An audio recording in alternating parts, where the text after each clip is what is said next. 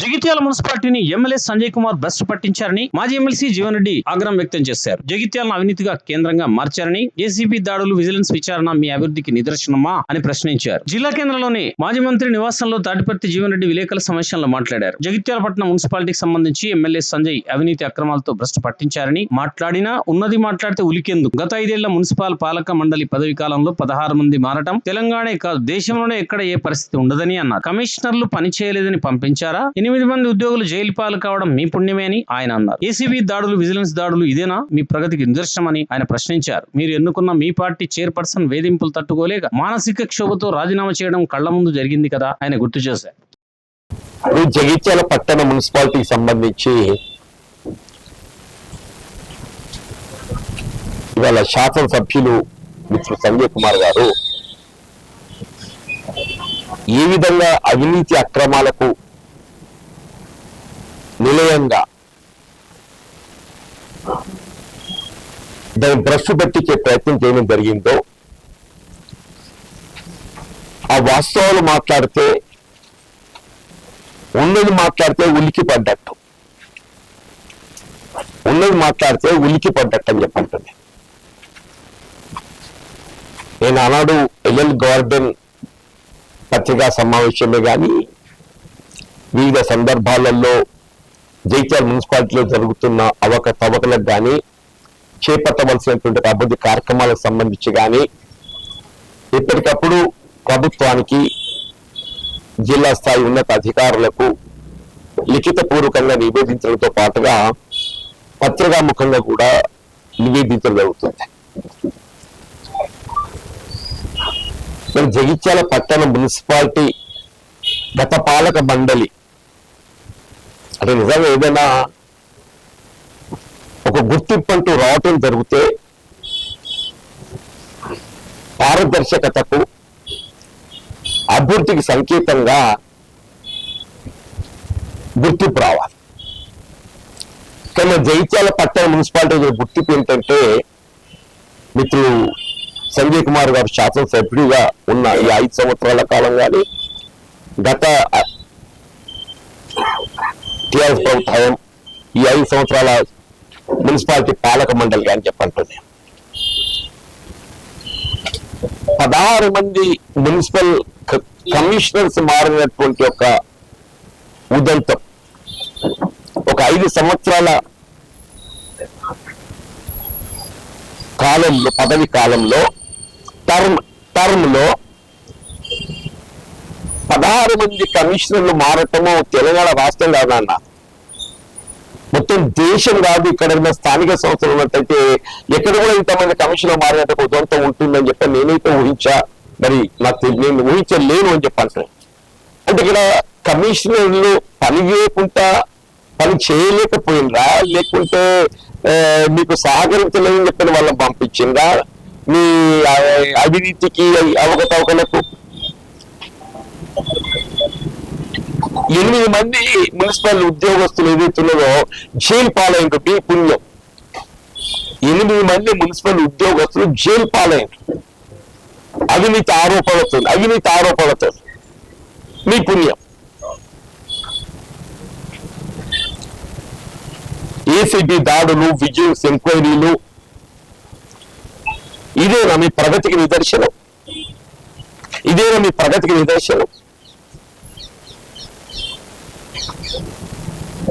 చివరికి ఏదైతుందో మీరు ఎన్నుకున్నట్లుగా మీ party municipal chairperson,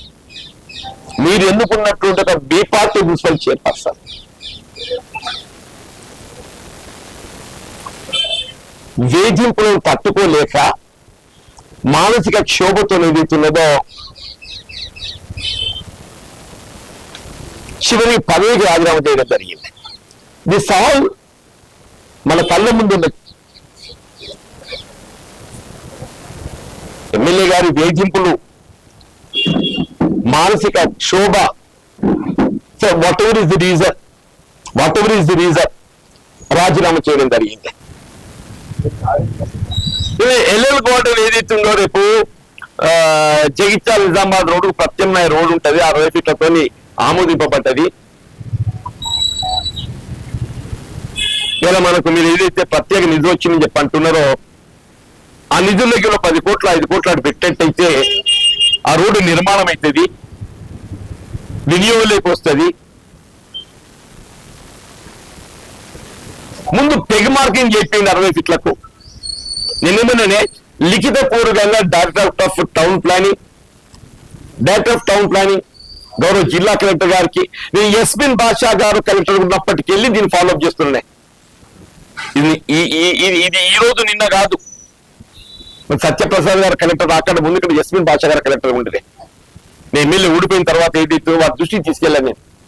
the importance of the LL garden, దాన్ని ఏ విధంగా మనం నిర్మాణం చేపట్టగలిగినట్టయితే మన భవిష్యత్తు జగిత్యాలకు ఎదుగుతుందో, ఇప్పుడు మన బైపాస్ రోడ్ ఏ విధంగా ఉపయోగపడుతుందో ఎల్ఎల్ గార్డెన్ నుండి గుట్టరాజేశ్వరం రోడ్ ఆ విధంగా ఉపయోగం తెచ్చుకునే అవకాశం ఉంటుంది. దాని కనీసం 60 ఫీట్లు ఏదైతే ఆమోదం ఉందో దానికి పెగ్ మార్కింగ్ చెప్పింది అని చెప్పండి. సో దట్ ఏదైతే ఉందో అక్రమ నిర్మాణం చోటు చేసుకునే అవకాశం ఉండదని చెప్పానండి. మధ్యలో ఒక చిన్న షేడ్స్ అడ్డుండే వాళ్ళకు 2 డబుల్ బెడ్రూమ్ ఇస్తే పోతామని చెప్పాను. 2 డబుల్ బెడ్రూమ్ ఎంత 5-5 లక్షలు. 4,000 మందికి ఇచ్చిండ్రు, ఇంక ఇచ్చే అవకాశం ఉన్నది. వాళ్ళిద్దరికి 2 డబుల్ బెడ్రూమ్ ఇచ్చేస్తే దాన్ని ఏదైతుందో మనము ఒక నిర్మాణాత్మకంగా రోడ్డు నిర్మాణం చేసిన అవకాశం ఉంటూనే ఉండదు.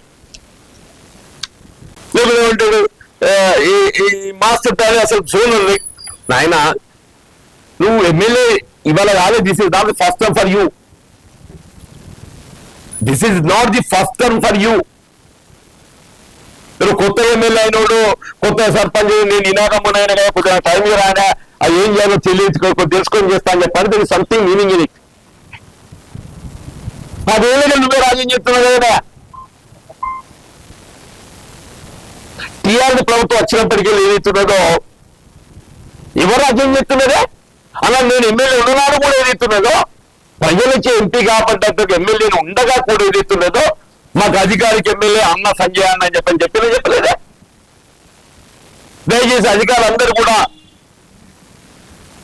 మీరు సంజయ్ అన్న ఆదేశాలు వారి యొక్క సూచనలు పాటించాలి. అధికారికంగా పత్రికాముఖంగా ఏమయ్యా ఎక్కడి ప్రజాస్వామ్యం ఏంటి? 10 ఏళ్ళకి రాజ్యం చేసుకుంటా నేను నిన్నగా మొన్న గెలిచినా. అయ్యో ఇవన్నీ నువ్వు ఏ జోనల్ రెగ్యులేషన్ అని చెప్పంటున్నావు. 10 ఏళ్ళకి ఏమైంది? ఎవరంటే వచ్చిందే ఉన్నది మాట్లాడి ఉనికెందుకు అని చెప్పంటున్నాను నేను. ఇప్పుడు ఇంటికి లేదు వెజ్ నాన్ వెజ్ మార్కెట్, ఇంటికి లేదు వెజ్ నాన్ వెజ్ మార్కెట్. సరే మీరు చొరవ తీసుకొని దాని నిర్మాణం పూర్తి చేయించింది, సంతోషం.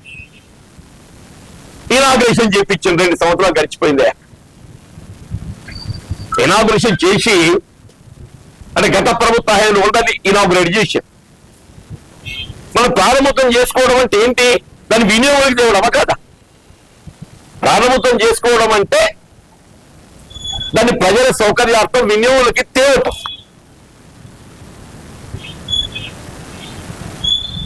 రెండు సంవత్సరాలు గడుతుందా? అది వాళ్ళ కాంట్రాక్ట్ బిల్లు రాలేదు కావచ్చు, అది దాని గోడౌన్కి అప్పచెప్తారా? కాంట్రాక్టర్ బిల్లులు రాకుంటే అని వ్యక్తిగత వినియోగం కొరకు ఏదైతుందో మున్సిపల్ ఆస్తి గోడౌన్కి అప్పచెప్తారా? లేదా గౌరీశంకర్ గారు పుణ్యాత్ముడుగా ఏదైతుందో ఆయన ఒక్కరి బిల్లు రాకుండా నువ్వు ఇంత ఆపద పడుతున్నావు.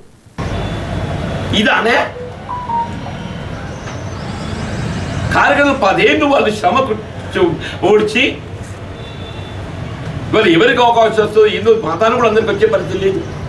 కాంగ్రెస్ పార్టీ జెండా మోసినప్పుడు అందరికి తృప్తి చేయలేము. కానీ ఎవరికి వచ్చినా కాంగ్రెస్ జెండా మోసి రావాలని కోరుకుంటున్నాం. అనేది ఇలా రాష్ట్రంలో రేవంత్ రెడ్డి గారి ఒక ప్రజా పాలన, కాంగ్రెస్ పార్టీ మున్సిపల్ స్థానిక సంస్థలు ఏర్పడదని చెప్పని సంకేతాలు ఉన్నాయి. దాన్ని తినగడ పల్లె వెతకపోయినట్టు ఏదైతుందో కొన్ని మా కాంగ్రెస్ కార్యకర్తలు శ్రమ 10 ఏళ్ల శ్రమ అనేది అవుతుందో తోపిడికి ఎగబడ్డట్టు మా కాంగ్రెస్ పార్టీ కార్యకర్తల శ్రమను తోపిడి చేయడానికి ఎగబడుతున్నాయి.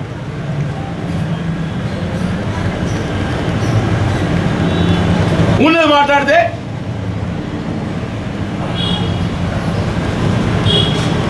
పులికిపోదు. వాస్తవాలు మాట్లాడదాం. నేను కడతాడు జీవనుడు ఊరికి నువ్వు కట్టింది ఎక్కడ అడవ వచ్చింది ఎక్కడ నేనమంది అడవడానికి రాజ్యమే నీరు అడవబట్టే నేను ఎక్కడ అడ్డవచ్చినా నీ చెయ్యి అంటున్నా బాబు, ప్రోత్సహిస్తున్నా నేను. అది నిర్మాణాత్మకంగా ఏమంటున్నా నేను, చేసేది నిర్మాణాత్మకంగా ఏమంటున్నా నేను, పాలిష్ కాదు నిర్మాణాత్మకంగా చేయమని చెప్పి అంటున్నాను. 4 కాలాల పాటు నిలిచి ఉండే విధంగా చేయాలని చెప్పని కోరుతున్నాను. విమాన ప్రమాదంలో దుర్ఘటన అసలు పాయటము నిజంగా కూడా అందరినీ తీవ్ర ప్రగాఢ సంతాపం గురి చేస్తుంది.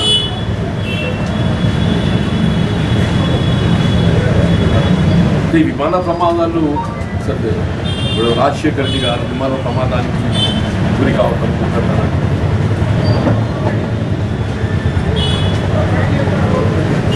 ఇట్లాంటి అన్ని ఎదుగుతుందో అజిత్ పవార్ గారు చాలా భవిష్యత్తులు నాయకుడు.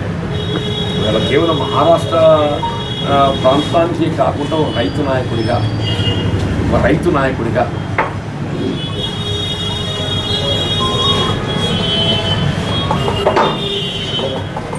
మరి ప్రమాదం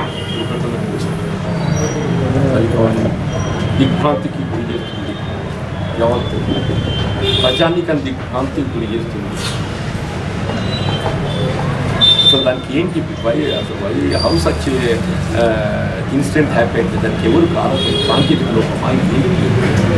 మరి నేచర్ కూడా ఏదైతుందో క్లైమేట్ కూడా పెద్ద అంత అదిగా లేదు. ఇదేదో సాంకేతిక లోపమై ఉండాలనుకుంటాను. అలా సాంకేతిక లోపానికి ఏదైతుందో కారణం ఎవరే ఉంటారు?